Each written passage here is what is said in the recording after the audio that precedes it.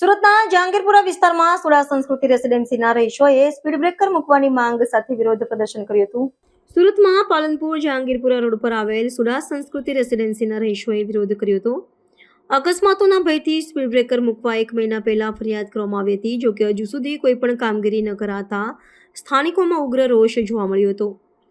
સુડા સંસ્કૃતિ રેસિડેન્સીની આજુબાજુ સફાઈ કામગીરી પણ ન થતી હોવાના આક્ષેપ કરાયા હતા। તો અનેક વખત જીવજંતુ નીકળ્યા હોવાથી લોકોમાં ભય જોવા મળ્યો હતો અને તાત્કાલિક ધોરણે અહીં સ્પીડ બ્રેકર મૂકવામાં આવે, સાથે સફાઈ કામગીરી કરવામાં આવે તેવી મુખ્ય માંગ કરી હતી।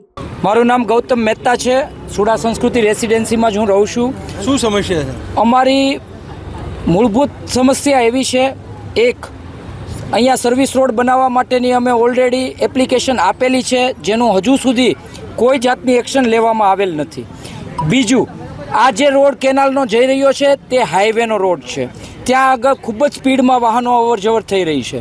તો સૌથી પહેલાં તો અમને આ બંને અમારા જે કેમ્પસ લાગુ પડે છે, ગેટ નંબર 1 અને ગેટ નંબર 2, એની આગળ અને પાછળની સાઈડમાં સ્પીડ બ્રેકર બનાવવામાં આવે કે જેના કારણે અકસ્માતનો ભય જે છે એ નહિવત થઈ જાય। આગળ જ જોવામાં આવે તો સામે બેનેટોનું જે બિલ્ડિંગ છે ત્યાં આગળ પણ સ્પીડ બ્રેકર બનાવવામાં આવેલું છે। આગળ પહેલાં સાઈડ જોવામાં આવે તો જલારામ રેસ્ટોરન્ટ પાસે પણ સ્પીડ બ્રેકર મૂકવામાં આવેલું છે। છેલ્લા 3 મહિનામાં અહીંયા 3 કે 4 એક્સિડન્ટ થઈ ચૂકેલા છે ને એમાં એક્સિડન્ટ થનારનું મૃત્યુ પણ થયેલું છે। તો આ વસ્તુને પણ ગંભીરતાથી ધ્યાનમાં લેવામાં આવે અને વહેલામાં વહેલી તકે અમને અહીંયા સ્પીડ બ્રેકર બનાવવામાં આવે। બીજું, આ રોડ ઉપર પેલું રાતના ટાઈમમાં અજીરા વિકાસવાળાની તેમજ પ્રાઇવેટ પાર્ટીઓના મોટી બસોની બધું પાર્કિંગ થઈ રહ્યું છે, એટલે ગેટ નંબર 12માંથી અમારા જે કોઈ લાભાર્થીઓ વ્હીકલ લઈને નીકળે છે એમને આગળથી આવતા વાહનો દેખાતા નથી ને એક્સિડન્ટનો ભય રહેલો હોય છે। તો એટલીસ્ટ આટલા કોઈ પણ એરિયામાં તંત્ર દ્વારા એવી કોઈ વ્યવસ્થા ઊભી કરવામાં આવે કે કોઈ પણ વ્હીકલ જે છે એ રોડ ઉપર પાર્ક ના થાય, બરાબર છે।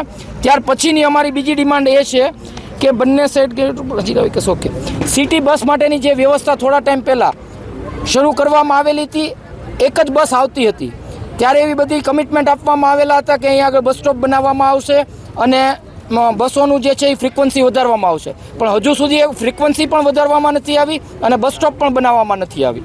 તો આ બાબતમાં પણ જરાક ધ્યાન આપી અને તંત્રને એક વિનંતી છે કે એ ફેસિલિટી અમને પ્રોવાઈડ કરવામાં આવે।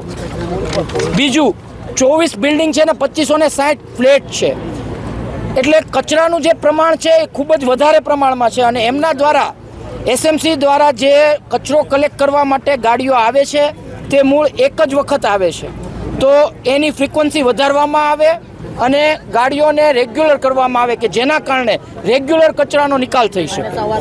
ત્રીજી વસ્તુ, ઝેરી, સાપ, વીછી, આવું બધું આ બધી જે ગંજ ભરેલો છે એમના કારણે એનું ન્યુસન્સ અમારા બિલ્ડિંગોમાં આવી રહ્યું છે અને અમારા બિલ્ડિંગમાં જે નાના બાળકો છે અને એ પણ ખુલ્લામાં રમતા હોય તો આ બધા પ્રશ્નો આવે છે। તો આ બાબતને પણ રોડ જે છે એમને એકદમ નીટ એન્ડ ક્લીન કરી આપવામાં આવે અને ત્યાં જો સર્વિસ રોડ તાત્કાલિક ધોરણે બનાવે તો આ પ્રશ્નનું રૂટ લેવલથી સોલ્યુશન આવી શકે। તો તંત્રને અમારી નમ્ર અરજ છે કે એ વસ્તુને ગંભીરતાપૂર્વક ધ્યાનમાં લે અને એનું સોલ્યુશન આપે।